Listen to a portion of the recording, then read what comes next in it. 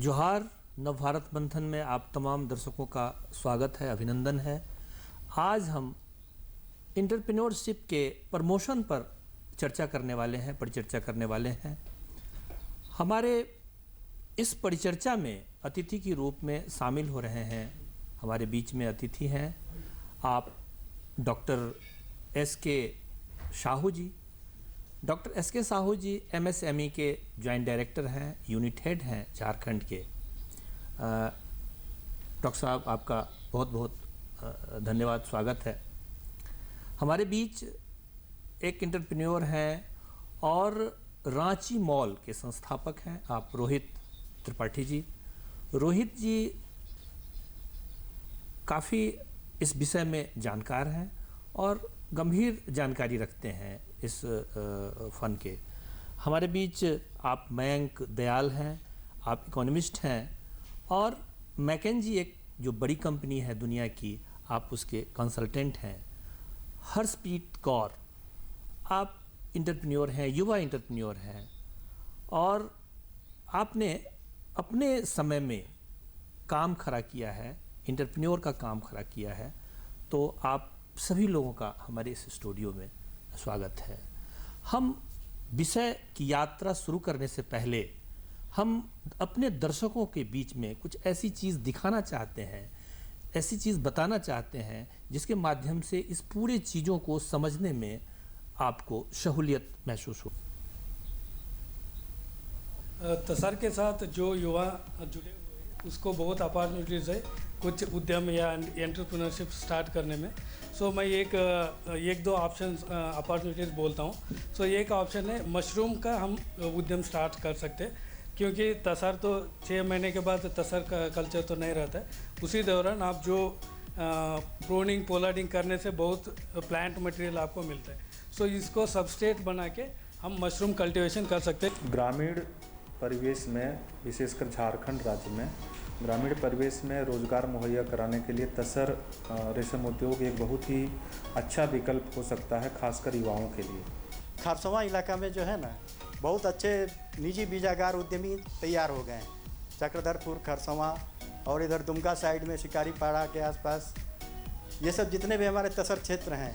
और एक योजना भी चल रही है राज्य सरकार की, उसमें उनको सहयोग भी किया जा रहा है। तो इस तरह से बहुत से बीजागार उद्यमी तैयार किए गए हैं। इसके अलावा वर्मी कंपोस्टिंग भी हम कर सकते हैं, क्योंकि तसर खेती में बहुत सारा क्रॉप वेस्ट या प्लांट वेस्ट जनरेट होता है। उससे आप क्या कर सकते हैं, उसी वेस्ट को आप लेके कुछ वर्मी कंपोस्ट का एक शेड बना के उसको वर्मी कंपोस्टिंग का या कन्वर्ट कर सकते हैं। रोजगार जो एक कल्पना है प्रधानमंत्री जी की कि अपना स्वतः का रोजगार तैयार करें, तो तसर के बीजागार के परिकल्प और दूसरा एक है नर्सरी टेक्निक, इन दोनों से जुड़ करके किसान भाई, हमारे युवा भाई एक अच्छा लाभ कमा सकते हैं। उसमें ये बहुत चेंज आया है। उनके घर की पारिवारिक स्थिति जो है, जो आर्थिक स्थिति थी, बहुत परिवर्तित हो गई। उनका मकान में अपना उन्होंने पैसों का उपयोग किया, मोटरसाइकिल लिया और टीवी लिया। इस तरह से जो है अपने उनका आर्थिक स्थिति भी और सामाजिक स्थिति भी अच्छी उन्नति हुई। ये एक बहुत अच्छा आलोचना है, क्योंकि हमारा देश में तो बहुत युवा तो अभी जॉब का प्रॉब्लम्स ये सब है। सो ये सब अपॉर्चुनिटीज़ एंटरप्रेन्योरशिप थ्रू युवा तो स्टार्ट किया, तो उनको एक जॉब इंस्टेड ऑफ वो जॉब सर्च करने से जगह वो जॉब देने की स्थिति में आ जाएगा। ये प्रधानमंत्री का एक अच्छी आलोचना है। ग्रामीण परिवेश में जहां रोजगार मुहैया कराना बहुत चैलेंज है, वहां पे हमारे तसर के खाद्य पौधे बहुतायत उपलब्ध हैं, क्योंकि बहुत सारे खाद्य पौधे तसर के हैं। और युवाओं का अगर उनको रोजगार उनके घर के पास में, उनके गांव में, जंगलों के आसपास मिल जाता है, तो उनका पलायन रुकेगा। साथ ही साथ वो रोजगार में इन्वॉल्व होंगे तो दूसरी गतिविधियों से उनका इन्वॉल्वमेंट नहीं होगा और आगे इस झारखंड राज्य की तरक्की होगी। डॉक्टर साहब, जैसा कि हमने अभी देखा है इस विषय को लेकर के जो चर्चा जिस विषय को लेकर के हम लोग कर रहे हैं, तो अपने पास में भारत सरकार के पास में जो नई योजनाएं हैं, वो ऐसी कौन कौन सी नई योजनाएं हैं जिसके माध्यम से नए जो उद्यमी हैं वो आकर्षित हों और उद्यमिता का जो ये क्षेत्र है वो धीरे धीरे विस्तार पाए। ऐसी कौन कौन सी योजनाएं अभी वर्तमान में चल रही है? आप एक अच्छा प्रश्न पूछा है। अभी भारत में जो भी माननीय प्रधानमंत्री का जो संकल्प और जो उद्देश्य है, जितना लोग आजकल पढ़ाई करते हैं उतना जॉब अपॉर्चुनिटीज हमारा पास में नहीं है। तो इसीलिए भारत सरकार का ओर से ढेर सारे स्कीम्स प्रोग्राम्स अभी एनफोर्स्ड में हैं, और जिसका तहत जो एजुकेटेड अनएम्प्लॉयड यूथ होते हैं और ये जॉब सीकर नहीं होके उसको कैसे सेल्फ एम्प्लॉयमेंट जॉब कैसे क्रिएट कर सकते हैं, उनका कोई स्कीम्स प्रोग्राम्स है। तो इसीलिए मैंने एक दो प्रोग्राम का बता रहा हूँ। जैसे कि भारत सरकार का ओर से एक स्कीम है prime minister employment generation program. इसका तहत जो क्लास 8 तक पास किया है, मिनिमम एजुकेशनल क्वालिफिकेशन 8th पास होगा, और 8th क्लास पास होने का बाद और कुछ करने के लिए उनका जिज्ञासा होगा, कुछ सक्षम होंगे, और तभी वो भारत सरकार ओर से 2 टाइप का एक जैसे कि लोन का व्यवस्था किया गया है। जैसे कि मैन्युफैक्चरिंग कुछ कार्य करेंगे तो भारत सरकार ओर से 25 लाख तक अप टू 25 लाख उसमें लोन का व्यवस्था है। और जो सर्विस कैटेगरी में आते हैं, जैसे कि कुछ रिपेयरिंग और कोई ऑटोमोबाइल सर्विसिंग सेंटर, गैरेज, या कोई आपका कंप्यूटर डीटीपी सेंटर ऐसे खोलेंगे तो 10 लाख तक का लोन का व्यवस्था है। और ये सबसे बढ़िया स्कीम है क्योंकि इसका एक सब्सिडी हम बोलते हैं मार्जिन मनी सब्सिडी स्कीम का व्यवस्था भी है। अगर कोई संभावी एंटरप्रेन्योर, अगर इनको बोलते हैं हम प्रोस्पेक्टिव एंटरप्रेन्योर्स हैं, वो प्रोस्पेक्टिव एंटरप्रेन्योर्स चाहते हैं कुछ करने के लिए फॉर एम्प्लॉयमेंट होने के लिए, तो अगर ये 25 लाख या 10 लाख जो भी है मैन्युफैक्चरिंग और सर्विसेज में जो है, अगर ये रूरल एरिया में करेंगे तो हमारा जो महिलाएं हैं वीमेन और SC ST कैटेगरी भी होंगे, तो उनको रूरल एरिया में करने से 35% तक सब्सिडी मिलेगा, मार्जिन मनी सब्सिडी मिलेगा। अगर वही स्कीम ये अर्बन एरिया या म्यूनिसिपैलिटी एरिया में करेंगे तो उनको 25% सब्सिडी मिलेगा। अगर वो जनरल मेल होते हैं, जैसे कोई लड़का या लड़की कोई जनरल कैटेगरी का होता है, तो वो सब्सिडी कंपोनेंट है रूरल में 25% हो जाएगा और अर्बन में 15% हो जाएगा। डॉक्टर साहब, ये कुल मिला करके जो भारत सरकार की जो योजनाएं हैं, ये सब सारी योजनाएं सब्सिडी वाली योजनाएं हैं। अभी कोरोना काल में क्या हुआ है कि बहुत सारे जो रोज़गार के जो साधन थे वो कहीं ना कहीं उसको मतलब क्रैक हुआ नहीं, कहीं ना कहीं वो कमज़ोर पड़ा है। आप सही बोल रहे हो। अभी रोहित जी, क्योंकि आप तो उसी क्षेत्र में काम करते हैं, इंटरनेट और इस प्रकार आपका जो मंच है जी, तो ऐसी परिस्थिति में जो ये परिस्थिति जो कोरोना वाला जो की परिस्थिति, उसमें कैसे हम जी इसको करें? जी गौतम जी, कोरोना एक बहुत बड़ी आपदा है जो पूरे विश्व में आई है। शायद 100 साल में पहली बार ऐसा हुआ है जब हमारी हवाई जहाज बंद हो गई, आप इंटरनेशनल ट्रैवल नहीं कर सकते हैं, ट्रेनें भी बंद हो गई हमारी। ये विश्व युद्ध में भी ऐसा नहीं हुआ था, बिल्कुल, और लेकिन इस बार हुआ है। तो कोरोना ने काफ़ी लोगों को एक बहुत बड़ा शॉक है जो कि बहुत जल्दी आया, लेकिन इसमें कुछ नई अपॉर्चुनिटीज़ आई हैं। और उसमें जो पहली एक नई अपॉर्चुनिटी एक आई है कि अब लोग ये लोग समझ गए हैं कि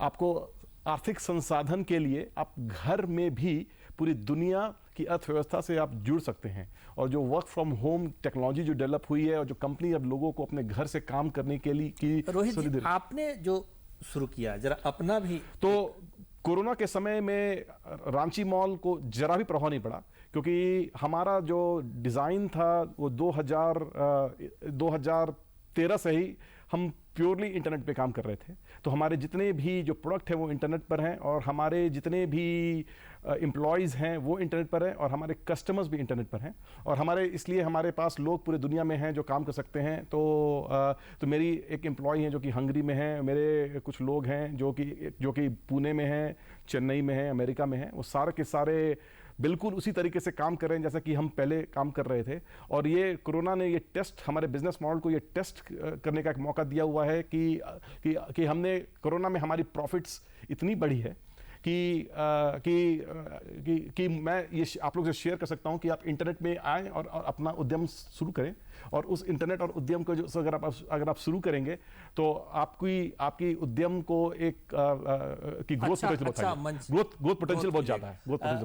मयंक जी, जो वर्तमान स्थिति जो अभी डेवलप हुई है तो उसमें रोजगार के जो साधन है बहुत सीमित हो गए हैं, और बेरोजगारी काफ़ी बराबर हम देख रहे हैं। ऐसे में हम कैसे इसको कर सकते हैं, कैसे इस उद्यमिता को प्रमोट कर सकते हैं? मेरे हिसाब से जैसा सर ने कहा, कोविड के समय इतनी सारी अपॉर्चुनिटीज़ बढ़ के आई हैं, सारी चीज़ें डिजिटल जा रही हैं। आज के दिन में इतने सारे नए स्टार्टअप्स हैं। स्पेशली हमारे भारत गवर्नमेंट ने कुछ दिन पहले एक अटल इनोवेशन मिशन शुरू किया था। अटल इनोवेशन मिशन, डिजिटल इंडिया और मेक इन इंडिया की इतनी सारी अपॉर्चुनिटीज़ आई। 10,000 करोड़ का एक फ़ंड आया, जिसके कारण जितने भी छोटे स्टार्टअप्स थे उनको फंडिंग मिलनी शुरू हुई, जिसके कारण ये सारे स्टार्टअप्स अब बड़े हो पा रहे हैं। आप देखेंगे ज़ोमैटो जैसी कंपनीज जो पहले एक समय में लोग ज़्यादा रेस्टोरेंट्स में जाके खाते थे, अब ऑनलाइन ऑर्डर्स बढ़ते गए हैं, घर में बुला के खा ले रहे हैं। एक तरीके से ये समझ में आए कि आप कहीं बाहर पे रह के भी काम कर सकते हैं। मैं IT सेक्टर में पहले काम करता था। हमारे जितने एम्प्लॉयज़ हैं वो आज के दिन में घर बैठ के भी वैसे ही काम कर ले रहे हैं जो लोग पहले ऑफिसेज़ में करते थे।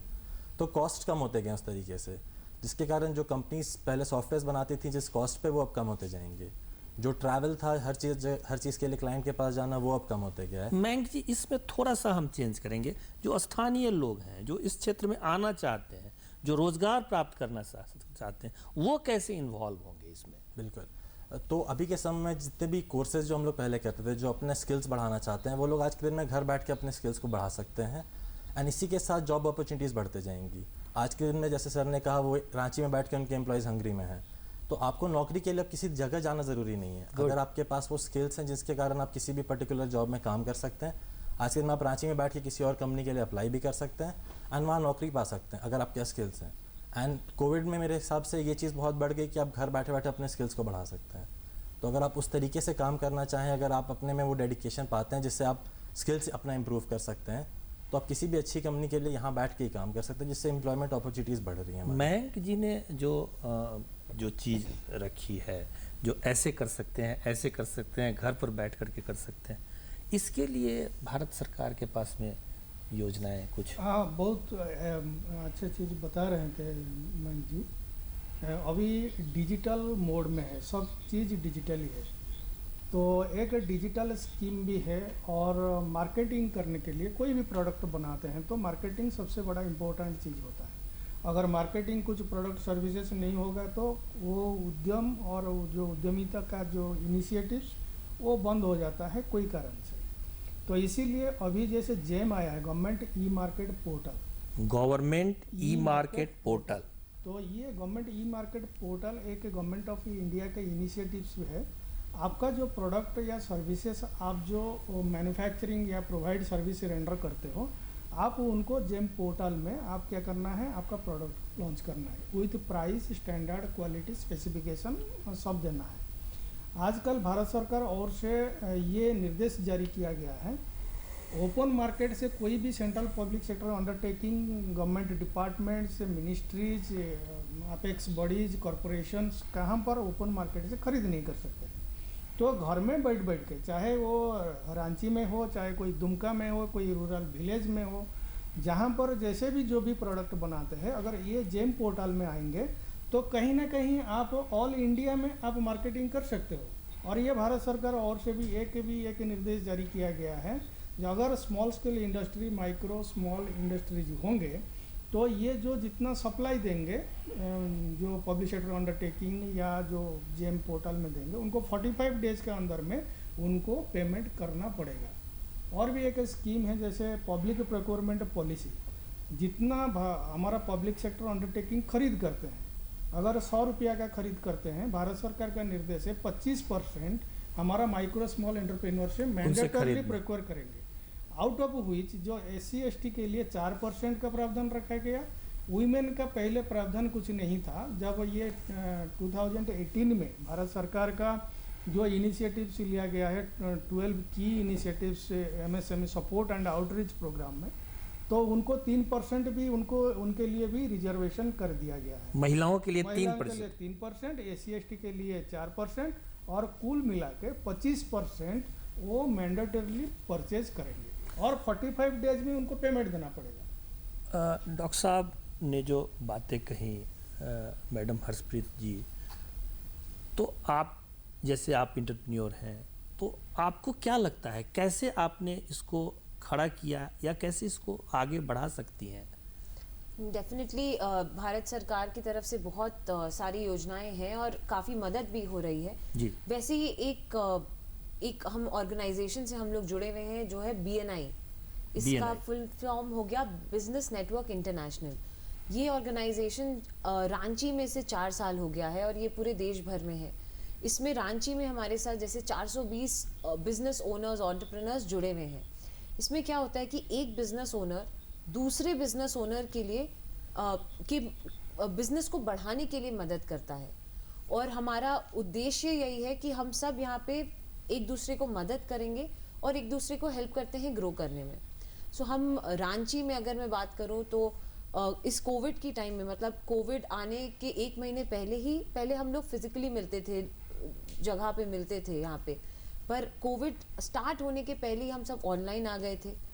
ऑनलाइन हम लोग हर सुबह मिलते हैं, हफ्ते में एक बार सुबह मिलते हैं, सुबह 7:30 से 9:30 कि बिजनेस ओनर्स का जो बाकी का समय है, एंटरप्रेन्योर्स का जो बाकी का समय वो हैम्पर ना मैडम हो। एक चीज, आपका कौन सा इंटरप्रेन्योर है, आपका पर्सनल खुद का? अगर मैं अपनी बात करूँ तो मेरा एक किचनवेयर क्रॉकरीज का स्टोर है, एक इसमें है मैं, और फिर मैं एक टैरो कार्ड रीडर हूँ और मेरा एक वेबसाइट है e-locals करके, जिससे हम जैसे अमेजन, फ्लिपकार्ट से आप ऑर्डर करते हैं कहीं भी, तो ये रांची के लिए है कि लोग इससे डायरेक्टली जाके ऑर्डर कर सकते हैं और आपके घर में वो सामान। एक छोटा सा प्रश्न और आपके साथ, क्योंकि दर्शक इसको देख रहे हैं, तो मेरे को लगता है कि इसको आपने कैसे आपके दिमाग में ये प्रश्न आया, सवाल आया और कैसे इसको आपने खड़ा किया? तो मैं अगर बताऊं तो जो ये मेरे किचनवेयर क्रॉकरीज का स्टोर है, ये मेरे पिताजी का स्टोर है जी। मेरी शादी हो गई थी, मैंने लॉ वैसे किया है और लॉ करने के बाद जब मैं रांची आई तो मुझे लगा मेरे को अपने पापा के साथ एक सपोर्ट करना है, तो उनको मैंने ज्वाइन किया एंड साथ साथ बहुत सारे अपॉर्चुनिटीज़ मिलते गए, तो मुझे बिजनेस वर्ल्ड में काफ़ी इंटरेस्ट भी था। बिल्कुल। तो साथ साथ एक उनका स्टोर था ही, मैंने हमने एक और स्टोर की शुरुआत की। उसके साथ साथ अगेन जैसे इन्होंने बताया कि आप घर बैठे भी रांची में रहकर भी बहुत सारे कोर्सेज कर सकते हैं और बहुत सारे अपने स्किल्स को डेवलप करते हैं, तो मुझे एस्ट्रोलॉजी और ये स्पिरिचुअल वाली चीज़ों में बहुत ज़्यादा इंटरेस्ट था।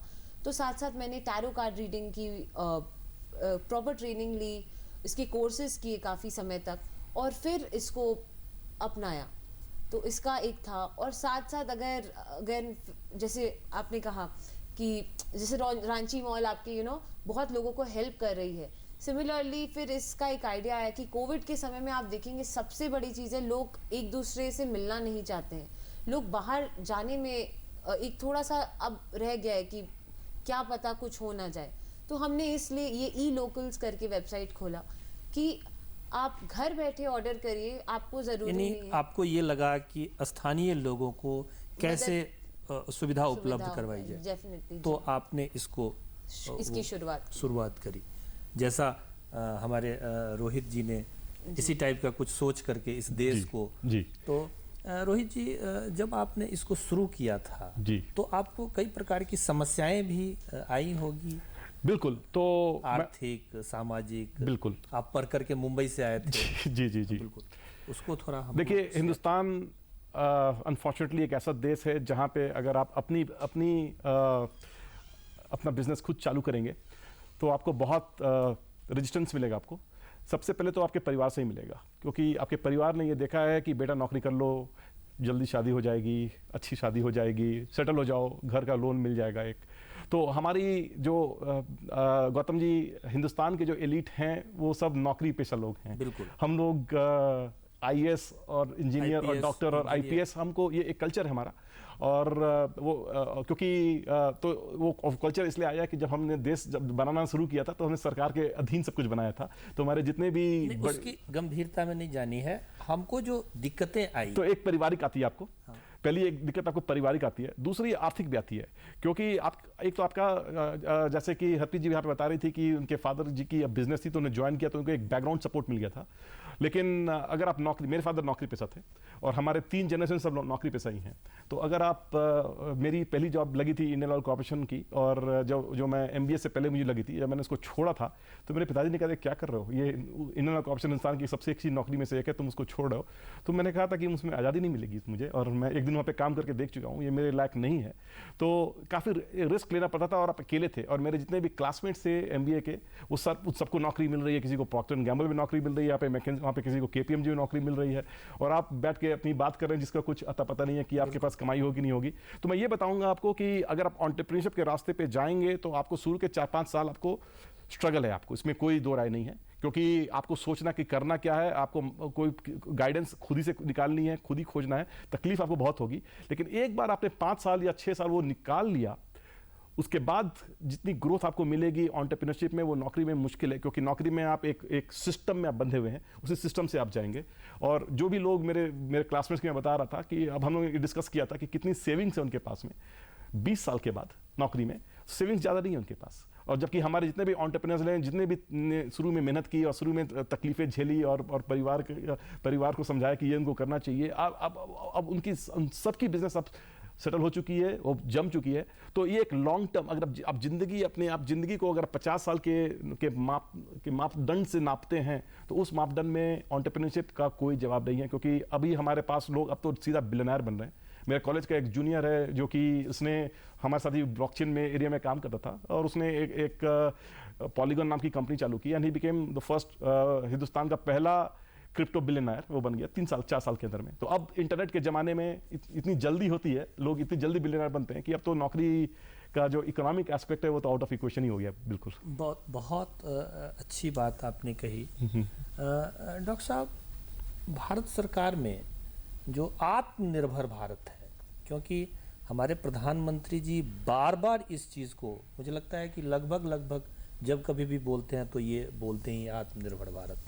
तो आत्मनिर्भर भारत के क्षेत्र में जो हम बढ़ रहे हैं, और उसके लिए जो भारत सरकार की, प्रधानमंत्री जी की जो योजनाएं हैं, उनकी जो, उस पर थोड़ा सा आपका आता। हाँ, ये अभी ये जो आत्मनिर्भर भारत का जो कंसेप्ट है, ये जो फर्स्ट वेव ऑफ कोविड आया था 2019, ये हमारा भारत में जो लागू हुआ मार्च 2020 ऑनवर्ड्स, वो टाइम में हर सेक्टर, आप एग्रीकल्चर बोलिए, हॉर्टिकल्चर बोलिए, सेरिकल्चर बोलिए, इंडस्ट्री बोलिए, एमएसएमई बोलिए, एजुकेशन बोलिए, इंफ्रास्ट्रक्चर बोलिए, हर क्षेत्र में जैसे एक स्टैग्नेंट पोजीशन हो गया था। इसीलिए भारत सरकार ओर से जैसे स्टैग्नेंट हो गया था तो काफ़ी चीज़ें हमको देखना पड़ता है, चलाना पड़ता है। भारत सरकार ओर से ये आत्मनिर्भर कॉन्सेप्ट आया है। तो ये 12 में 2020 में तो भारत सरकार ओर से, और ये 20 लाख करोड़ का एक पैकेज लेके आया, जिसका 20 लाख करोड़ का पैकेज भारत सरकार ने लेके आया। आज I am working in MSME sector. MSME sector में एक पैकेज 20 लाख से 3 लाख करोड़ रुपया का एक इंसेंटिव या कोई जैसे providing hand holding support for financial support to MSMEs, क्योंकि वो टाइम में एमएसएमई बंद हो गया था, लेबर नहीं मिल रहे थे, इलेक्ट्रिसिटी चार्ज देने के लिए लोगों के पास पैसा नहीं था, रॉ मटेरियल प्रोक्योरमेंट के लिए पैसा नहीं था। तो इसीलिए इन्होंने 3 लाख रुपया दिया है, और उनका कोई कोलेटरल फ्री भी, मतलब कोलेटरल नहीं लेना है, जिसका जितना लोन आउटस्टैंडिंग होगा और 25 करोड़ तक, और वहाँ से 20% मान लो 5 करोड़ तक उनको तुरंत मिल जाएगा। ये जो आज का जो हैंड होल्डिंग सपोर्ट बोलते हैं कभी लोन मिलता है, कभी लोन नहीं मिलता है, ये जो स्कीम का अंडर में ये रिवर्स ऑर्डर में था। Bank people will contact to the entrepreneur to avail the loan. ये लोन लेने के लिए बैंक लोग जो एंटरप्रेन्योर ने लोन लिया है उनको ही कॉन्टैक्ट करेंगे। और ये हमारा रांची झारखंड में आप देखेंगे अभी सेकेंड वेव में उसको भी बढ़ोतरी दिया गया है। अभी 1.5 लाख करोड़ और भी ऐड ऑन हो गया, मतलब टोटल ये स्कीम में 4.5 लाख करोड़ रुपीज़ इसको दिया गया है।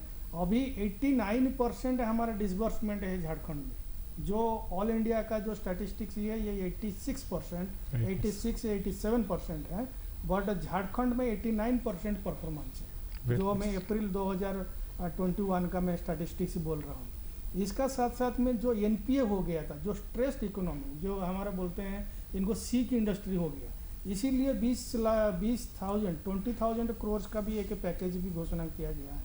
और एक जैसे पहले जो छोटा छोटा इंडस्ट्री थे उनका कैपेसिटी नहीं था, बड़ा बड़ा इंडस्ट्री को मोबिलाइज करने के लिए फंड, तो भारत सरकार ने एक कॉर्पस फंड का 50,000 का कॉर्पस फंड का क्रिएट किया है, जिसमें भारत सरकार 10,000 करोड़ रुपया देंगे और मार्केट से 40,000 करोड़ का रुपीज़ वो उठाएंगे। जैसे एक मदर एंड डॉटर का रिलेशनशिप होता है, बड़ा यूनिट और जो एलिजिबल यूनिट जो फाइनेंशियल स्ट्रॉन्ग है उनको 10,000 रुपया या 10,000 रुपीज़ भारत सरकार देंगे, 40,000 रुपीज़ और मार्केट से लेंगे 40,000 और more what ever it may be.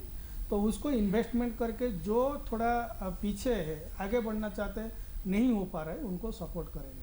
और पहले एमएसएमई में क्या था कि ये शेयर डिवेंचर सेल नहीं होता था।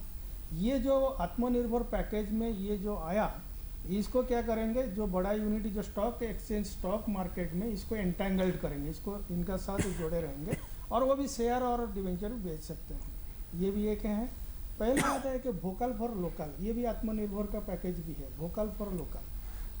इस पर हम फिर आते हैं। इसको कैसे आम आदमी को कैसे इसमें आम आदमी कैसे इन्वॉल्व हो सकता है? तो मैं ये बताऊंगा कि आपको तो मालूम होना चाहिए कि सरकार इतनी आपको लिए कर रही है, लेकिन एंटरप्रेन्योरशिप में सरकार आपको सिर्फ एक स्टार्ट दे सकती है या एक गाइडेंस दे सकती है, मेहनत आपको खुद ही करना है। और मैं सारे एंटरप्रेन्योर्स को ये बोलता हूँ कि अगर आपको सरकार पे डिपेंड होकर अगर करना होगा तो आपका बिजनेस अच्छा बिजनेस नहीं है। तो सरकार से आप गाइडेंस लें, शुरू करें, थोड़ा सा एजुकेशन बनाएं, लेकिन अपनी उद्यमिता अपने मेहनत अपने बलबूते पे करें और ऐसा हो कि बगैर किसी सब्सिडी के आप करें। क्योंकि अगर आप एक सब्सिडी अगर आप पे लेते हैं तो आप सब्सिडी पे डिपेंडेंट हो जाते हैं और सब्सिडी हमेशा आपके पास रहेगी नहीं, कि वो सब्सिडी जाएगी जो सबसे ज़रूरतमंद लोग हैं समाज में उनको जाएगी। तो शुरू में आपकी जरूरत थी तो आपको थोड़ी सब्सिडी मिली है, आपको एक स्टार्ट मिलता है, उस स्टार्ट को लीजिए। उसके बाद कोशिश ये कीजिए कि आप टैक्स देके आप जनता को और इनेबल करें ताकि और बाकी लोगों को सब्सिडी मिले।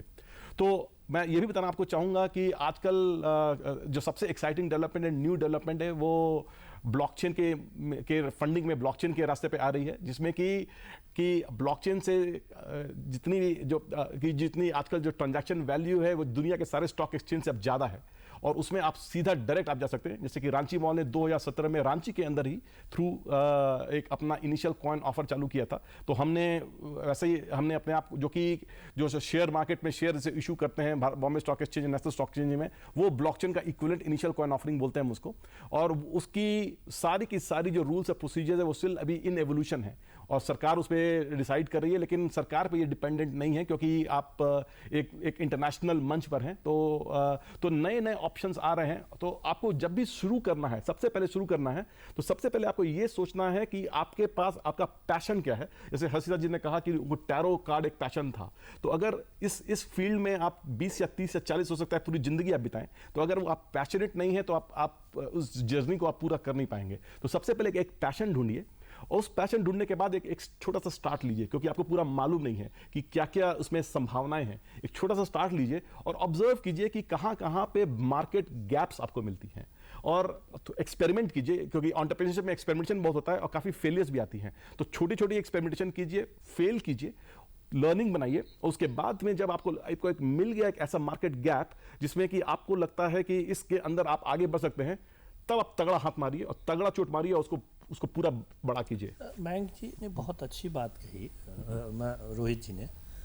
मयंक जी, होता क्या है ना कि जब इस फील्ड में थोड़ा सा क्या होता है कि आदमी फेल भी करता है, फेल्योर करता है, हमारे समाज में क्या है कि चाय बनाने वाले, पकौड़े बनाने वाले, छोटी छोटी चीज़ बनाने ऑलरेडी कर ही रहे हैं। तो एक तो ये है कि इसको कैसे आधुनिक और उत्तर आधुनिक ताक से जोड़ करके उसको कैसे डेवलप किया जाए। दूसरा, अगर फेल होता है किसी न किसी कारण से, तो फिर कैसे उसको खड़ा किया जाए।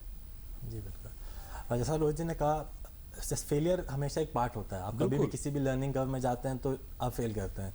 किसी भी बड़े इंडस्ट्रियलिस्ट को देख लीजिए, उसने कभी ना कभी किसी चीज़ में फेल किया होगा।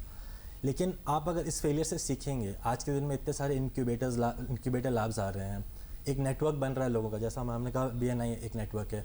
आप एक दूसरे से सीख के आगे बढ़ सकते हैं। जिसने भी किसी इंडस्ट्री में फेल किया हो, आप उसकी लर्निंग्स लीजिए। आज के दिन में इंटरनेट का ये फ़ायदा है कि हर कुछ अवेलेबल है। कितने भी बड़े से बड़े इंडस्ट्रियलिस्ट हैं, छोटे इंडस्ट्रियलिस्ट की कहानी पड़ी हुई है, तो आप उसे सीख सकते हैं कि कैसे कोई फेल करके आगे बढ़ा है। आज के दिन में लोग जब घर पर बैठे हैं, इतना कुछ पढ़ने का मौका है, आप हमेशा ये जान सकते हैं कि एक फेलियर से आप अगले प्रोसेस में कैसे बढ़ सकते हैं, जब आपके पास एक अपॉर्चुनिटी होती है। एंड जितने हमारे छोटे, जैसा आपने कहा, जो चाय बना रहे हैं या जो पकौड़ा बना रहे हैं, आज के दिन में इंटरनेट के होने से ये फ़ायदा हुआ है कि आप किसी भी चीज़ को बड़ा बना सकते हैं। छोटे से छोटे जो स्टोर्स होते थे, जो पहले सिर्फ आप जाके वहाँ चाय पी सकते थे, आज के दिन में ऑनलाइन डिलीवरी चालू हो चुकी है। आप उसको इंटरनेट पे बेच सकते हैं। ई-लोकल्स हो गया या ऐसे कोई भी और प्लेटफॉर्म है जहाँ पे आप अपने किसी भी छोटे प्रोडक्ट को ला के रख सकते हैं, जो पूरे दुनिया में लोग खरीद सकते हैं। झारक्राफ्ट हो गया हमारा, झारक्राफ्ट आज के दिन में हर जगह बिक रहा है। इंडिया के बाहर भी आप झारक्राफ्ट के प्रोडक्ट्स देखेंगे। वो तभी हो पाए जब इंटरनेट पे लोग आके खरीद रहे हैं। इस तरीके की जो ईज़ हुई है, जो आज के दिन में गवर्नमेंट के थ्रू भी हुई है, बहुत सारे एंटरप्रेन्योर्स हैं जो लोकल लेवल पे आए हैं, वो एक साथ जब सब लोग को लेके चलेंगे तो मार्केट्स बढ़ेंगे। रिलायंस एक अपना अमेजोन जैसा एक प्रोडक्ट शुरू कर रहा है जहाँ पे स्टोर्स डिलीवर करेंगे।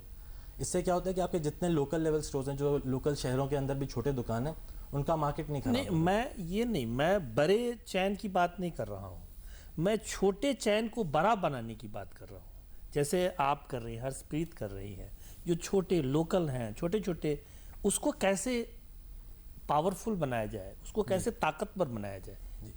इसमें हमारा यही है ना कि एक साथ जब कंसोलिडेट करेंगे, जब आप किसी भी बड़े कॉम्पिटिटर के अगेंस्ट जा रहे हैं, जैसे मैम ई-लोकल्स बनाया, तो आप कम्पीट कर, आपने हमेशा कॉम्पिटिटर को देखते हैं कि आप उसके अगेंस्ट ऐसा क्या वैल्यू दे सकते हैं जिसके कारण आपका प्रोडक्ट स्टैंड आउट होगा। जैसे मेक इन इंडिया जब बना, तो अब बहुत सारे लोग ऐसे हैं जो देखते हैं कि मेक इन इंडिया क्या प्रोडक्ट्स हैं, उसको खरीदने का प्रेफरेंस रखते हैं। आज के दिन में हम लोग भी जब बाहर देखते हैं कुछ make in India products as compare to make in China product, तो मैं of course make in India product लेना चाहूँगा, क्योंकि एक फीलिंग है मेरे लिए ये। तो आपको हमेशा अपने कॉम्पिटिटर को देखना हो कि वो ऐसा क्या कर रहा है जो आप उससे अलग कर सकते हैं। एक गैप खोजना पड़ता है। सर रोहित जी ने भी कहा कि एक गैप ऐसा खोजिए जो इसमें आपकी यूएसपी हो, जो आपके लिए यूनिक हो। उस एक पॉइंट को पकड़ के आप हमेशा आगे बढ़ सकते हैं। एंड उसी में ऑफकोर्स फेलियर्स आएंगे, लेकिन उस फेलियर से लर्न करके फिर से वापस जाना, वो इंपॉर्टेंट है। हमारे इंडियन फैमिलीज में बहुत कम ऐसा होता है कि मौका मिलता है बहुत बार फेल करने का, वो गवर्नमेंट जॉब कर लो या प्राइवेट सेक्टर ज्वाइन कर लो, वो एक बहुत स्टैंडर्ड होता है। लेकिन जब आप एक फेलियर से बढ़ के अगले पे जाते हैं, तो वो एक अपॉर्चुनिटी आपको मिलती है जिससे आप अपनी लर्निंग्स को भी यूज़ करते हैं एंड आगे बढ़ने का वहाँ से एक चांस मिलता है आपको।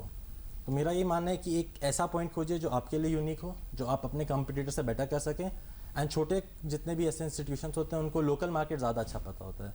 जैसे मैं हमको ई-लोकल से रांची का मार्केट ज़्यादा अच्छा पता है, रांची मॉल से रांची का मार्केट ज़्यादा पता है। उस चीज़ को यूटिलाइज़ करिए जो आपकी बेनिफिट है, आपकी यूएसपी है, एंड वहाँ से आगे बढ़ना चाहिए। और चाय, मैं थोड़ा ऐड करूँगा इसमें। हाँ। जो चाय वाले और जो समोसा बेचने वाले हैं, उनके पास एक चीज़ है जो कि बड़े बड़े रिलायंस के पास नहीं है। वो है कि आपके जो कस्टमर जो आपके यहाँ चाय पीते हैं, वो आपके अपने हैं।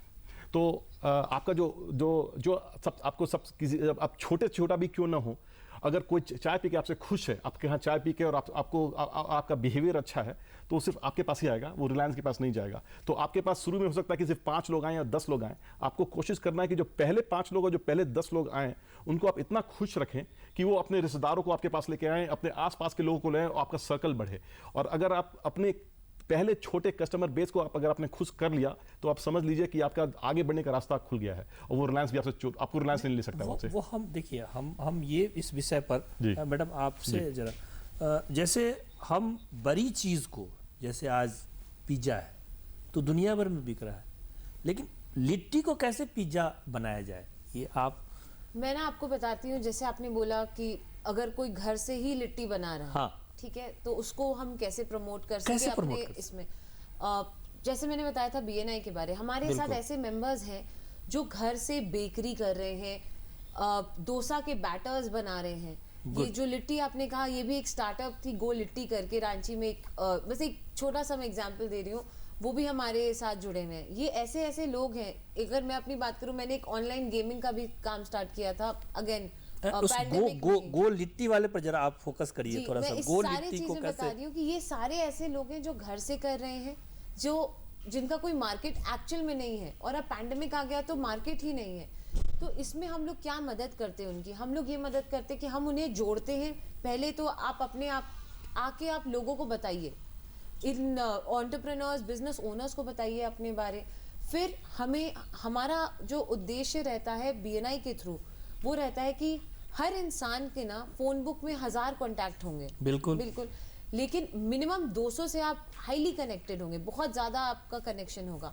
मेरा टारगेट मार्केट है कि हर बिजनेस ओनर को मैं हर बिजनेस ओनर के हर उस 200 कॉन्टैक्ट तक पहुंच पाऊं। इसीलिए हम हर हफ्ते मिलते हैं, एक दूसरे के बारे में बताते हैं, और हर हफ्ते हम लोग एक चीज़ बोलते हैं कि आप अपना एक स्पेसिफिक आस्क लेके आइए। जैसे अगर एकदम छोटी सी बात करूँ तो एक लेडी है जो बेकरी से हैं, घर से उन्होंने स्टार्ट किया, शादी होके आई वो रांची में, और उन्होंने घर से स्टार्ट किया। आज उन्होंने बोला कि मुझे बल्क ऑर्डर्स दीजिए। आज वो इंडिगो जो हमारी फ्लाइट की ब्रांड है, एक फ्लाइट कंपनी है इंडिगो, उसमें यहाँ से घर बैठे वो सप्लाई कर रही हैं। गुड, क्योंकि एक बिजनेस ओनर ने उनको कनेक्ट किया। तो वही मैं ये हमारे दर्शक ये जानना चाहते हैं या जानना चाहेंगे कि जो लोकल चीज़ है वो वोकल कैसे बने, वो वर्ल्ड यानी वैश्विक कैसे बने। जी बिल्कुल, जैसा गो लिट्टी का इन्होंने एग्जांपल दिया, मैं इसके पहले जब दिल्ली में काम करता था, वहाँ एक रेस्टोरेंट बना था पॉट बेली के नाम से। दिल्ली में लिट्टी को कोई नहीं जानता था, बट एक बिहार से महिला गई, उन्होंने वहाँ पे लिट्टी बनाना शुरू किया, और ये बिहार भवन में दिल्ली में बनता था। हुआ क्या कि जितने भी हम लोग वहाँ झारखंड या बिहार से गए हैं, वहाँ जाके अपने दोस्तों को इस बारे में बताते थे कि एक ऐसा डिश है जो यहाँ बनता है। आज के दिन में पॉट बेली के 4 रेस्टोरेंट्स चल रहे हैं दिल्ली में, एंड ये बाहर भी फैल रहा है। तो जितने भी लोग हैं जो बाहर जाते हैं या कहीं भी जाके बात करेंगे, उतना लोगों में क्यूरियोसिटी जगती है। मेरे MBA स्कूल के बहुत सारे ऐसे दोस्त हैं जो कभी इंडिया आए नहीं, जिन्होंने देखा नहीं है। आज के दिन में वो लोग जानते हैं कि बटर चिकन क्या होता है, इसलिए क्योंकि लोग बात करते हैं इस बारे में, यानी क्यूरियोसिटी जगती है। इसी के साथ अपॉर्चुनिटी बनती है। पहले MTR ने फूड पैकेजिंग शुरू की थी, आज के दिन में 6-7 ऐसे ब्रांड्स हैं जो across the world Indian food items बेच रहे हैं। सिमिलरली हमें भी इस चीज़ को समझना होगा कि हमारी संस्कृति और हमारे खाने को लेके लोग बहुत क्यूरियस है बाहर। बिल्कुल, इस चीज़ को प्रमोट करने के लिए इंटरनेट सबसे आसान तरीका है। एंड जितना हम लोग इस बारे में अपना एक गर्व दिखा सकते हैं कि हमारा खाने को लेकर के, हम लोग शायद इस बात को कम आंकते हैं कि बाहर के लोगों को कितनी क्यूरियोसिटी है। और हमारे जितने भी मित्र बाहर है वो हमेशा इंडियन रेस्टोरेंट जाना चाहते हैं, ऐसे लोगों के साथ जो खाना समझा सकें। तो अगर हम लोग थोड़ा सा टेस्ट कस्टमाइज़ करके अगर मिर्च मसाले कम करें तो सब लोग खा सकते हैं। और हमें उस चीज़ को थोड़ा समझना होगा कि मार्केट बढ़ कैसे रहा है। हम लोग सिर्फ इस चीज़ पे नहीं बढ़ सकते कि हम लोग ऐसे ही खाते तो ऐसी ही दुनिया चलेगी। रोहित जी, बस आप इस चीज़ को बहुत बढ़िया ढंग से बता सकते हैं। इसमें जो न्यू टेक्नोलॉजी है उसको कैसे इन्वॉल्व किया जाए और लोकल टू वोकल कैसे किया जाए। मैं ये बताऊंगा आपको कि आप एक एंटरप्रेन्योर, देखिए एंटरप्रेन्योर और कस्टमर में कस्टमर मालिक होता है। तो आप बोल सकते हैं कि आप लिट्टी खाओ, लेकिन एक बार लिट्टी खाने के बाद कस्टमर को लिट्टी खाना है कि नहीं खाना, वो कस्टमर की मर्जी होती है। तो हमको ये समझना है कि हम कितनी आगे तक हम बढ़ें और हम कितने आगे तक अपने प्रोडक्ट्स को कस्टमर तक ले जाएं, या फिर हम कुछ कस्टमर को एक ऐसा चीज़ ऑफर करें जो कि बिल्कुल नया हो। तो मेरा ये मानना है कि अगर आप किसी भी चीज़ में आपको कुछ ऐसा नया करना चाहिए जिसमें कि आपको कोई कंपटीशन नहीं हो, और फिर भी आपको अपने कस्टमर्स को एक ऐसा वैल्यू देना है जिससे कि वो वैल्यू उसको कहीं नहीं मिले। जैसे मैं आपको बताऊंगा कि हमने कैसे किया। हमारा एक पहला प्रोडक्ट था, उसका नाम बिटकॉइन बॉन्ड था। उस प्रोडक्ट में हमने ये क्या किया कि हमने कहा कि बिटकॉइन की प्राइस है वो काफ़ी ऊपर नीचे होती रहती है। अगर हम आपका पैसा बिटकॉइन में लगाएंगे और जी, मैं दूसरी चीज़ आपसे पूछना चाह रहा था या आपसे मैं नई टेक्नोलॉजी कैसे लगे। जो हमारे लोकल प्रोडक्ट है जी, जैसे हम ढुसका बनाते हैं, लिट्टी बनाते हैं, देखिए ढुसका का जो लिमिट है, पूरी बात जी, तो इसको कैसे वोकल किया जाए, इसका कैसे प्रचार किया जाए और इसकी मार्केटिंग कैसे की जाए। तो पहले वही मैं बता रहा था आपको कि ढुसका लोग मधुबनी पेंटिंग को काफ़ी बेचना चाहते हैं, ढुसका काफ़ी बेचना चाहते हैं, गो लिट्टी आपने बताई। तो कुछ आइडियाज़ एक हैं जो कि आपको कि वो इसलिए जैसे कोका कोला जब से अमेरिका में जब बनी थी, तो जब पहले आदमी ने कोका कोला पिया, उसने 10 आदमी को तुरंत बताया, और उस 10 आदमी ने 100 आदमी को और बताया, और कोका कोला 100 साल पहले ही से वो ऐसी प्रोडक्ट है जो 100 साल पहले अटलांटा से चालू हुई थी और आज तक दुनिया में चल रही है, क्योंकि कस्टमर ने इसको एक्सेप्ट किया। तो आपका ढुसका जो प्रोडक्ट है वो एक लोकल झारखंड एरिया में एक प्रोडक्ट है, तो इसकी जो कस्टमर बेस है वो अगर पंजाब में मक्के रोटी की कस्टमर बेस है, तो ढुसका का बहुत रेजिस्टेंस बहुत ज़्यादा आपको होगा। तो आपको समझना है एज एन एंटरप्रेन्योर कि आपको ढुसका बेचना है, मक्का रोटी बेचना है, या कुछ एक नया फूड प्रोडक्ट जैसे पिज्जा निकल रहा है उसको बेचना है, या कोई नया स्पेस प्रोडक्ट बेचना है जिसमें कि you have the first mover advantage. और तो इसलिए मैं लोगों को ये बोलता हूं कि आप जब भी एंटरप्रेन्योरशिप शुरू करें तो ये भूल जाएं कि आपकी बैकग्राउंड क्या है और आप कहां से आए हैं, और एक नया चीज ऐसा आप खोजें कि कस्टमर में क्या चल सकता है।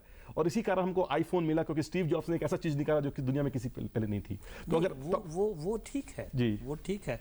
मैं आप ज़्यादा इसको बढ़िया ढंग से बता सकते हैं। मुझे लगता है कि ठीक है, जो बाहर की चीज़ें हैं, बड़ी चीज़ें हैं, वो तो प्रचारित हो गई है, लेकिन जो हमारी जैसे हम वो खोदने के लिए कुदाल बनाते हैं, खुरपी बनाते हैं, जो हमारे आर्टिजन बनाते हैं, उसको कैसे वोकल किया जाए, उसके इंटरप्रेन्योर को कैसे प्रमोट किया जाए, इसका कोई नई टेक्नोलॉजी है, क्या है, कैसे है? बिल्कुल। आज के दिन में हम लोग किसी भी प्रोडक्ट को देखते हैं, कस्टमर टेस्टिमोनियल नाम की चीज़ आती है। जैसे कोई कस्टमर टेस्टिमोनियल की कोई भी यूज़ करके उसे बताएगा कि हाँ मैंने मान लीजिए कुदाल यूज़ किया, इस कुदाल से मुझे ये फ़ायदा हुआ। जब तक आज के दिन में जब तक कोई इस चीज़ों को देखता नहीं है, कोई नई चीज़ अडॉप्ट नहीं करना चाहता है। अगर किसी ने सुना है, हमने देखा है कुदाल, मान लो किसी देश के लोगों ने कुदाल देखा ही नहीं है, उन्हें पता नहीं इसकी यूज़ क्या है। कस्टमर टेस्टिमोनियल्स बनाना होता है, एडवर्टीजमेंट करने होते हैं।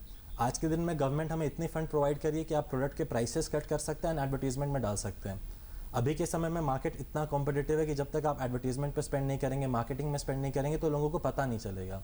आप कोई सा भी प्रोडक्ट कहीं भी लॉन्च करते, जब तक 4 लोग उसके बारे में अच्छी बातें नहीं करेंगे, कोई नहीं खरीदेगा। किसी भी वेबसाइट को देख लीजिए, कस्टमर रिव्यूज़ नाम का सेक्शन हर जगह दिखेगा। आज के दिन में आपको कस्टमर रिव्यूज़ चाहिए, आपको फीडबैक चाहिए। अभी के समय में मैं कुछ प्रोडक्ट्स यूज़ कर रहा था जो बैंगलोर में एक स्टार्टअप से आते हैं। जैसे ही वो प्रोडक्ट आते हैं, वहाँ से एक फ़ोन आएगा आपको फीडबैक के लिए। 10 दिन बाद कोई फॉलोअप करेगा कि वो प्रोडक्ट कैसा लगा। अगर मैं उसके बारे में फीडबैक लिखूंगा, ऐसे अगर 100 लोग लिखेंगे तो अपने आप उसकी मार्केटेबिलिटी बढ़ जाती है। हर वेबसाइट पे रेटिंग्स आती है। बहुत अच्छी बात आपने बताई। वो क्या कहते हैं, फीडबैक, रिव्यू, प्रचार। आपका रांची मॉल कैसे, अगर कोई लोकल कैसे उसको प्रमोट कर सकता है? तो मैंने देखा कि मेरी प्रोडक्ट इतनी न्यू है कि अगर मैं मैं थोड़ा तो कि मुझे अपने पहले 100 कस्टमर में ही अपनी 100 साल का कमाई निकाल लेना है। ये मुझे पता चल गया था कि क्योंकि उससे ज़्यादा लोगों उसके बाद में जब बाकी मेरे कस्टमर्स ही मेरे एम्बेसडर बनेंगे। और मेरी प्रोडक्ट ऐसी थी जो 3-4 साल टाइम लगता था कि कस्टमर को ये पता चले कि इसमें ये एक अच्छा प्रोडक्ट है। तो मैंने फोकस किया कि मैंने देखा कि कितने मेरे अपने मित्र हैं, मेरे कॉलेज के मित्र, मेरे स्कूल के मित्र, मेरे पहले कंपनी के जहाँ पे मैंने काम किया था अर्नस्ट एंड यंग, उसके मित्र, उसके बाद मेरी पहली स्टार्टअप कंट्रोल केस के मित्र। मैंने उन सब के पास गया, मैंने कहा मेरे पास ये है। उसमें से मेरे पास 100 लोग आए, उन 100 लोगों से मैंने किया और वो 100 लोग अभी 110 हैं। और हमारी प्रॉफिट हर साल मोर देन 100% बढ़ रही है। और 3 साल और हम काम करेंगे तो हमारे 100 साल की खर्चा वो इस रेट से ग्रो कर रही है कि वो निकल जाएगा। तो मैंने ये देखा कि एक स्ट्रेंजर को कन्विंस करना एक फॉर स्टार्टअप एंटरप्रेन्योर एक बहुत मुश्किल काम होता है। तो मेरी सबसे ज़्यादा अपॉर्चुनिटी इसी में है कि मैं अपने जो मुझे जानता है, जो मुझे ट्रस्ट कर सकता है, उसको मैं कैसे एक ऐसा प्रोडक्ट दूं जो कि जिससे कि वो निहाल हो जाए और वो मेरे पास बार बार आए और ज़्यादा वैल्यू लेके आए। इस प्रकार के मंचों का उपयोग कैसे एक नया एंटरप्रेन्योर कर सकता है, या आपने कभी किया है? डेफिनेटली ये जैसे इन्होंने बोला, हम लोग यही करते ही है। आप कोई भी बिजनेस कर लीजिए, कोई भी चीज़ स्टार्ट करिए, आपको जब तक अगर आप मेरे को रेफर तभी करेंगे अगर आप का मेरे पे थोड़ा सा भी ट्रस्ट होगा, ये एक रिलेशन होगा। हम लोग कहते हैं कि अगर मैं आज आपको रेफर कर रही हूँ तो मेरा इज्जत स्टेक पे है। सही बात। सबसे पहली चीज़ तो मेरे को आपको जानना है पहले, एंड एक बार जानिएगा तो धंधा इज बाई प्रोडक्ट। हम कहते हैं कि धंधा तो आपका हो जाएगा। तो हम लोग यही करते हैं कि हम लोग लोगों में एक रिलेशन डेवलप करते हैं। एक बिजनेस ओनर दूसरे बिजनेस ओनर पे ट्रस्ट करता है, एंड ये चीज़ रांची में हो रहा है। अगर मैं बात करूँ तो 60 करोड़ का धंधा अभी तक BNI रांची के लोगों ने किया है। 60 करोड़ क्लोज बिजनेस, बहुत बहुत बढ़िया।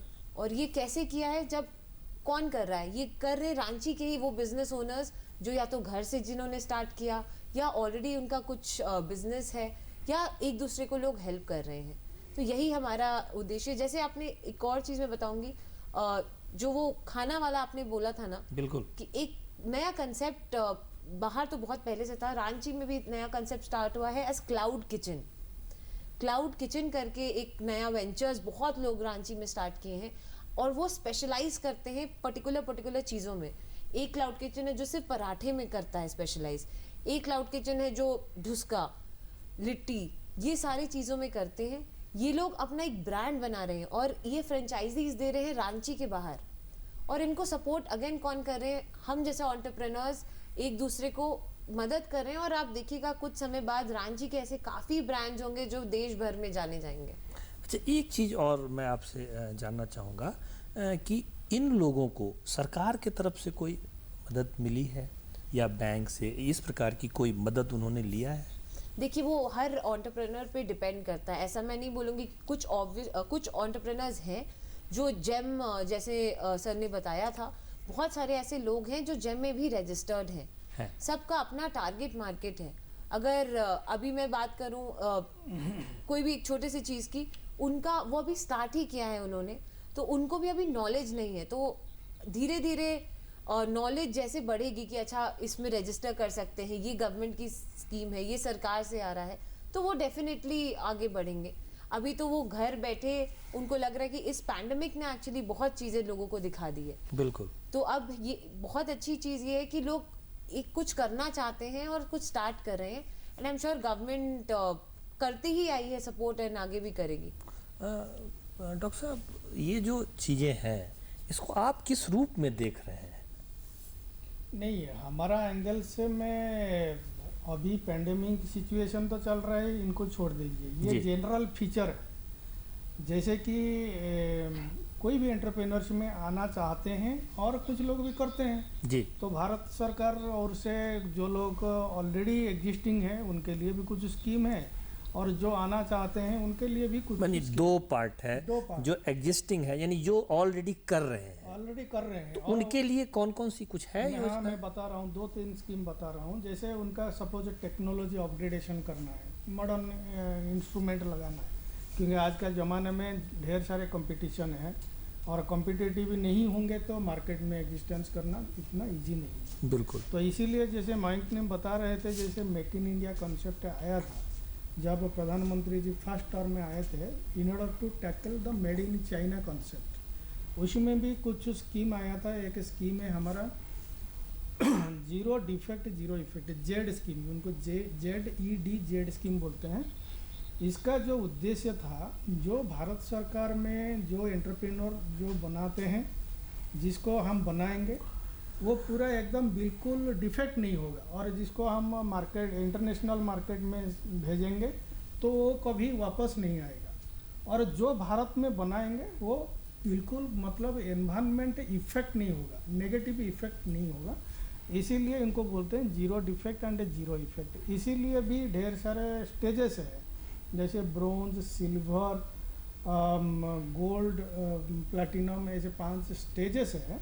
तो वो सेल्फ एक्सप्लेनेटरी कोई एंटरप्रेन्योर्स जो है वो उनको रेटिंग करते हैं। रेटिंग करने से क्या फ़ायदा है, इनको पता चल जाएगा मेरा जो प्रोडक्ट है वो कौन सा रेटिंग में आता है, मैं कौन सा मार्केट में एंट्री कर सकता हूँ। सपोज अभी देखिए, हम पहले जो मेक इन इंडिया कॉन्सेप्ट नहीं था, जो वोकल फॉर लोकल नहीं था, तो ढेर सारे प्रोडक्ट चाइना से इंपोर्ट हो रहा था। बिल्कुल। आजकल आप देखोगे हमारा इंडियन लोगों का मन में ऐसे जागरूक हो गया है, वो एक नफरत क्रिएट हो गया चाइना के प्रोडक्ट ऊपर में। आप देखिए क्रैकर्स, जब वो दिवाली का टाइम में अभी क्रैकर्स, इंडियन का क्रैकर्स मिलेगा, कोई आपका जैसे होली का टाइम में कोई ढेर सारे रंगोली कलर, वो आज वो सब चाइना से आता है, अब नहीं आ रहा, अभी नहीं आ रहा बिल्कुल। अभी हम ऑर्गेनिक है, हमारा पीछे हमारा जो प्रोडक्ट है हम भागते हैं। तो इसी को हम कैसे प्रमोट कर सकते हैं और हमारा प्रोडक्ट को कैसे लॉन्च कर सकते हैं।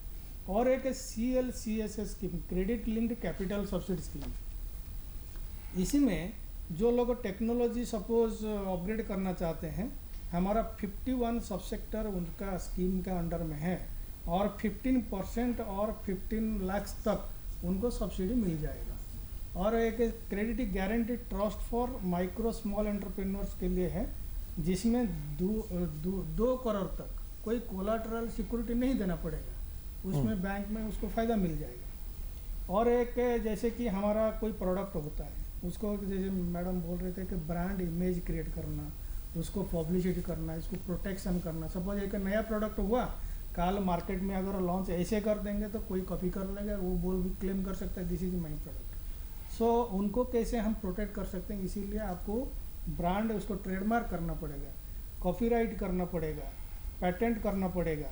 जैसे जीआई प्रोडक्ट है, सपोज आप झारखंड स्टेट का जैसे आपका कुछ प्रोडक्ट ऐसे जेनरिक नेचर होगा, ट्रेडिशनल इंडस्ट्री होगा जी, जो जियोग्राफिकल इंडिकेशन का तहत होता है और उनको प्रोटेक्ट भी होता है, वो जीआई प्रोडक्ट इंटरनेशनली एक्लेम्ड भी होता है। इसीलिए भारत सरकार और से वो भी उनको फ़ायदा है।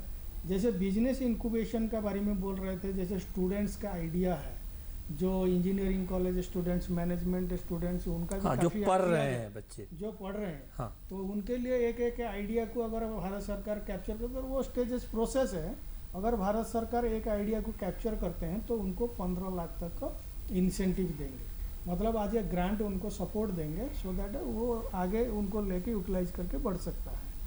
तो और भी जैसे कि एग्जिस्टिंग जो एंटरप्रेन्योर सपोज सिमिलर प्रोडक्ट करते हैं, उनका पास मॉडर्न मशीन नहीं है, कंपटीशन में नहीं आ पाते हैं, इंटरनेशनली एक्सपोर्ट नहीं कर पाते हैं, तो इसीलिए हमारा एक स्कीम है micro small enterprises cluster development program. इसका अंदर में एक एक क्लस्टर को अगर 20 एंटरप्रेन्योर इकट्ठी होंगे और कोई ऐसे system developed improvement technology adopt करेंगे, कॉमन फैसिलिटी बिठाएंगे, तो भारत सरकार और से 20 करोड़ तक फ़ायदा है, मतलब ग्रांट है। 20 करोड़ से 70% तक वो भारत सरकार देगा, 10 से 15% जो स्टेक होल्डर जो बेनिफिशियरी होते हैं उनको देना पड़ेगा, और जो गैप फंडिंग 15% रहा है वो state government, Jharkhand state government देंगे। ये स्कीम का प्रावधान है। बट मैंने देखा है ये झारखंड में 24 डिस्ट्रिक्ट है, 24 डिस्ट्रिक्ट से 19 डिस्ट्रिक्ट आर एस्पिरेशनल डिस्ट्रिक्ट्स, जो पिछड़ा, जो बैकवर्ड डिस्ट्रिक्ट्स है, इनके लिए भारत सरकार और से 90% सब्सिडी है, मतलब 20 करोड़ का 90% मतलब 18 करोड़ तक ये स्कीम में मिल सकता है। और एक स्कीम है स्फूर्ति, जैसे रीजनरेशन ऑफ ट्रेडिशनल इंडस्ट्रीज, वो काफ़ी, जैसे आप जाओगे डोकरा कास्टिंग देखोगे जी, कोई आपका जैसे बैम्बो क्राफ्ट होगा जी, ट्राइबल ज्वेलरी होगा, तो इसीलिए ये लोगों को पता नहीं होता है। अगर 250 से 500 आर्टिसन होते हैं तो भारत सरकार और से एक कॉमन फैसिलिटी वो ग्रांट देते हैं 90%, 2.5 करोड़ से 5 करोड़ तक उनको देते हैं। तो ये सब एक्चुअली जानकारी हासिल करना है, और हमारा पास जो रिसोर्सेस है, डेफिनेटली एक इलाका, एक जगह का कुछ ना कुछ एडवांटेज होगा पक्का। भारत में, पूरा भारत में, पूरा वर्ल्ड में कोई भी एक जगह लीजिए, उनका एडवांटेज ही है, तो उसको हम कैप्चर करेंगे। उनको कैसे स्केल अप होगा और किसको कांटेक्ट करेंगे, इसको भी जानकारी होना चाहिए। डॉक्टर साहब ने बहुत अच्छी बात बताई। एक एक यानी थोड़े थोड़े समय के लिए हमारे दर्शकों को आप लोग संदेश देना चाहेंगे। मैडम आप। मैं यही देना चाहूँगी कि कोई भी कुछ भी नया स्टार्ट करने के लिए एक रहता है कि करना चाहिए कि नहीं करना चाहिए, बट जब तक आप रिस्क नहीं लेंगे तब तक आप कुछ बड़ा नहीं कर पाएंगे। और मयंक जी आप कुछ मुझे बोलना होगा तो इंडिया में बहुत सारे सक्सेसफुल एंटरप्रेन्योर्स हो चुके हैं। एक कल्चर चेंज होना चाहिए from a job taking to a job giving chance, and in successful entrepreneurs को फॉलो करिए, इनके बारे में पढ़िए, एंड कुछ नया स्टार्ट करना चाहिए। नया स्टार्ट करने के लिए पढ़िए। रोहित जी। मैं बोलूँगा कि आप अपने कानून खुद बनाइए जिसके अंदर आपको जीना हो, और वो सिर्फ आपको एंटरप्रेन्योरशिप में मिलेगा। गुड।